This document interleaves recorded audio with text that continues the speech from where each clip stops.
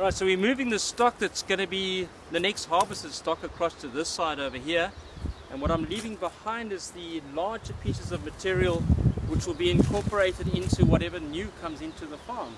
So the worms need to process this probably for another 6 months. The structure at the moment is still very much horse manure, but there is a good percentage of castings already in here. I see Benson has been throwing in coffee grounds. Good man, good man. That assists. Everybody needs a cup of joe, you know. Yeah. So let's see what we can find in the worm farm while I do what I'm doing, and see if we can find some babies and find some eggs. Maybe if we're lucky, we'll find some worms mating. They are hermaphrodites, so they join together and they create a cocoon between two of them. There's a nice view of plenty good healthy wrigglers. And let's see what else we can find in here. Oh, it's got an egg right on it. That's a sign. There's an egg still coming off. There's a brand new egg, and there's a brand new worm in the shadow. Huh? Okay. There you go. The egg and a worm. So two of them will get together. There's the raised clitellum over there. There's sex glands along there. Two of them come in against each other. They form a mucus sheath around themselves.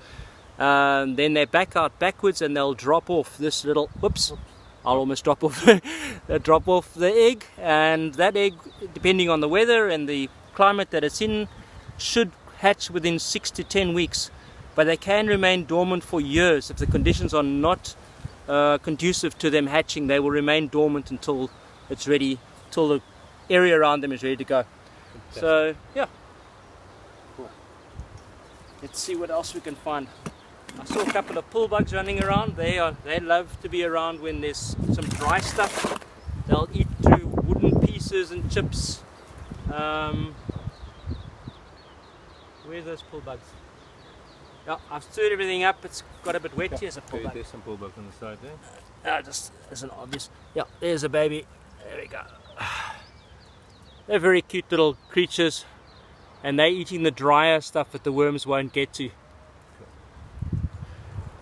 I tend to make my eggshells I put my eggshells and toast them in the sun first, and then I put them into a food processor, and I actually end up crushing it till it's almost powdered. And the eggshell is an amazing thing. I'll just use your eye. Okay.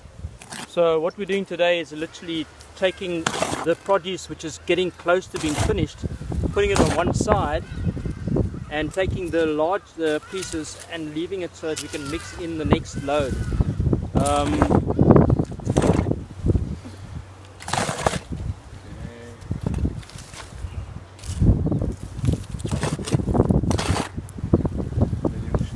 you find some capsules or some mating Pup shape, that egg I just showed you now, which I can't for the life of me find, and they'll drop that in. It'll harvest. It'll actually end up.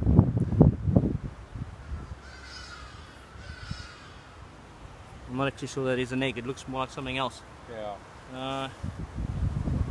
And then, are you still going? Yeah. They will then, that egg capsule will contain on average about 3 worms, but as much as 20 worms inside one of those. Depends on the size of the worm, the girth of the worm,